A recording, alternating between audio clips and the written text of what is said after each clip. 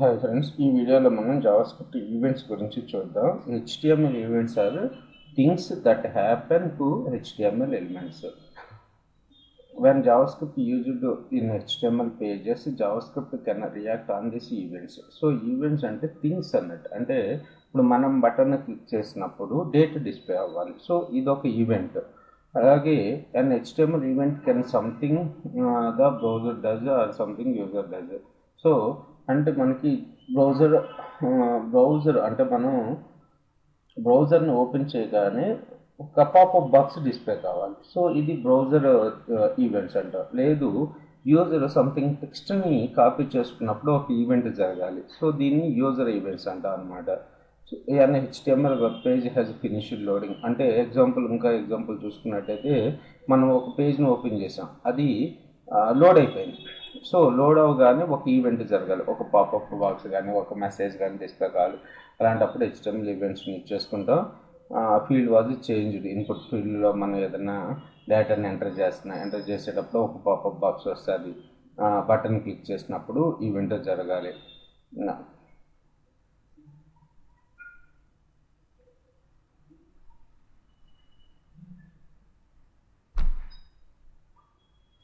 HTML allows event handler attributes with JavaScript code to add it to HTML elements.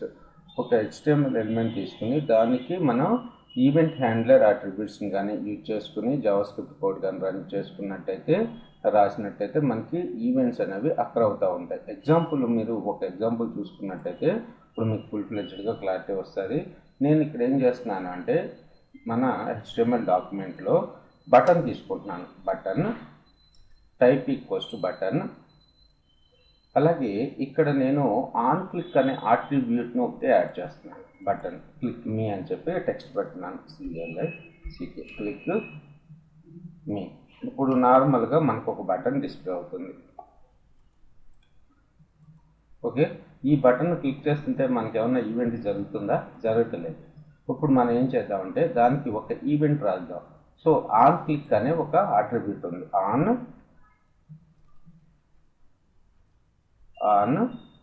Click equals to. ఇప్పుడు ఇక్కడ మనం ఒక event రాద్దాం. Event ఏంటంటే మీ నార్మల్గా document dot get element by ID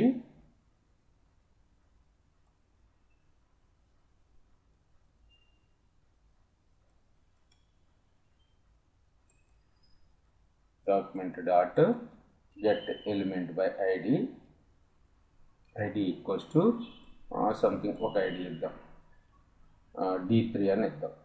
okay, document dot get element by ID inner HTML equals to date ఫంక్షన్ని call చేస్తున్నాను. So ఈ డేట్ ఫంక్షన్స్ గురించి కమింగ్ వీడియోలో చూద్దాం. ఇప్పుడు మనకి ఏమవుతుంది, బటన్ క్లిక్ చేసినప్పుడు document dot get element by ID3 ఈ బటన్కి ID3 ఇచ్చుకున్నా అంటే inner HTML equals to date మనకి డిస్ప్లే అవుతుంది. ఒకసారి అబ్జర్వ్ చేసినట్టయితే ఎక్కడ మిస్టేక్ చేశాను, అక్కడ చేశాను చూద్దాం.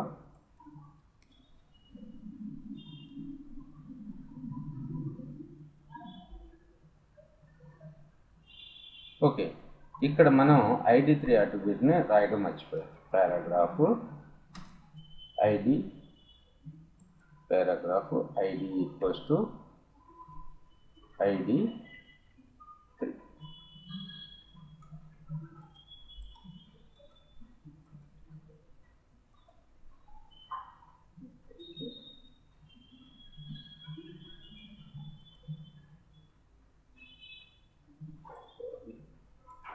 సింగిల్ క్లిక్ యాడ్ చేసుకోవాలి ఇక్కడ. సో డబుల్ కోట్స్లో పెట్టుకున్నాం కదా, డిలీట్ ID3. ఇక్కడ డబుల్ కోట్ యూజ్ చేసాం కదా ఆన్ క్లిక్ దగ్గర, అందుకని మనం ID3ని సింగిల్ కోట్స్లో రాసుకోవాలి. So today date September 5, 2009 GMT 5:30 Indian standard time అని చెప్పి మనకి ఇక్కడ డిస్ప్లే అవుతుంది. అంటే ఇక్కడ మీరు గుర్తుపెట్టుకోవాల్సింది ఏంటంటే మీరు ఈవెంట్స్ని రైట్ చేసుకోవాలి అనుకుంటే ఈవెంట్ ఆన్ క్లిక్ అనే ఈవెంట్ని యూజ్ చేసుకుంటున్నాం. ఆన్ క్లిక్ ఈక్వల్స్ మనకి జావాస్క్రిప్ట్ కోడ్ ఏదైతే ఎగ్జిక్యూట్ కావాలో ఆ కోడ్ని ఆన్ క్లిక్ అట్రిబ్యూట్కి వాల్యూ కింద ఇస్తున్నాం.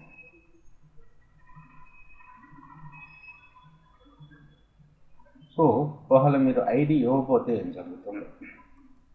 ఐడి ఇవ్వట్లేదు నేను ఇక్కడ.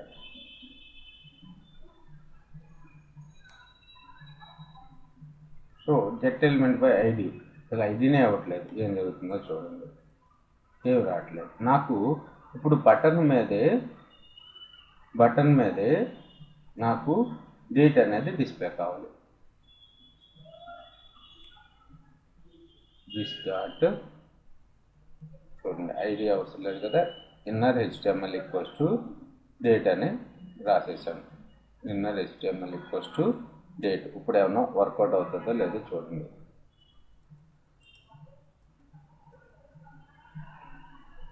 ఇండియన్ స్టాండర్డ్ టైం వర్కౌట్ అవుతుంది కదా.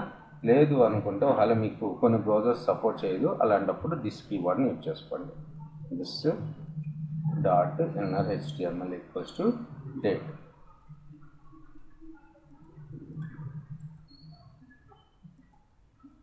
ఓకే,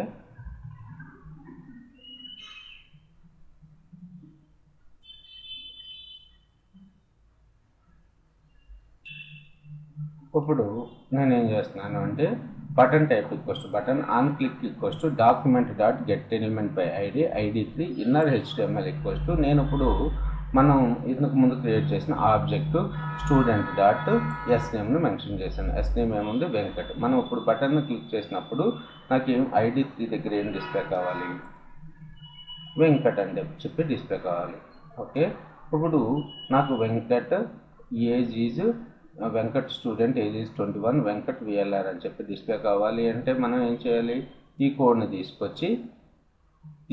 తీసుకొచ్చి మనకి ఆన్ క్లిక్ ఈవెంట్ దగ్గర పెట్టాలి. కాకపోతే ఇక్కడ డబుల్ కోడ్స్ ఉన్నాయి. మీరు ఇక్కడైతే ఇక్కడ డబుల్ కోడ్స్ ఉన్నాయి, అక్కడ సింగిల్ కోడ్స్ని యూజ్ చేసుకోండి. ఒకసారి ట్రై చేద్దాము. ఇది ఒక్కటే కదా మనం యాడ్ చేయాల్సింది, స్టూడెంట్ నేము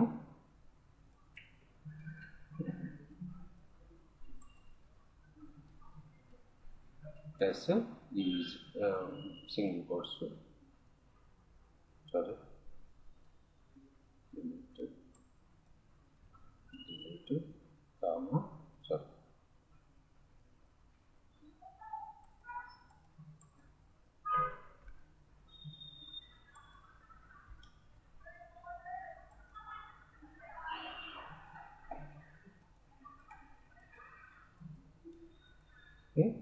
తర్వాత కామన్గా మనకి ఇంకా ఈవెంట్ అట్రిబ్యూట్స్ ఏమన్నా ఇక్కడ event attribute on click use చేస్తాం. అలాగే on change, on mouse over, on mouse out, on key down, on load. Okay, ఇవన్నీ కూడా మనకి డిఫరెంట్ జావా స్క్రిప్ట్ అట్రిబ్యూట్స్ ఉన్నాయి మనకి. ఓకేనా? సో ఇక్కడ ఆన్ క్లిక్ చూసాం కదా, అలాగే ఆన్ కీ డౌన్,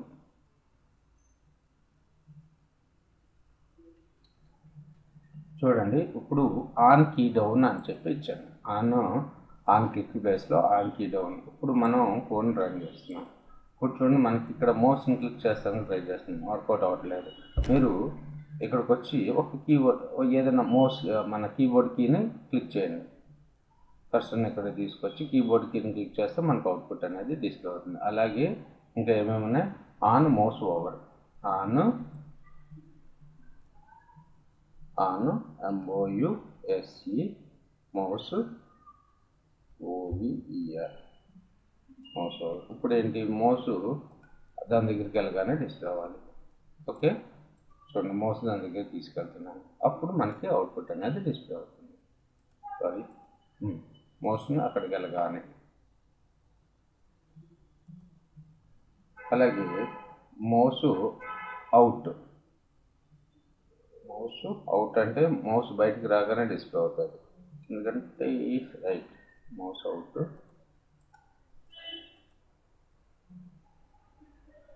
ఇప్పుడు చూడండి, ఇప్పుడు మౌస్ని బటన్ మీద తీసుకెళ్తున్నాం. బటన్ మీద ఉన్నంతసేపు డిస్ప్లే అవ్వట్లేదు. బటన్ నుంచి పక్కకు తీసుకొస్తున్నాం మౌస్ని.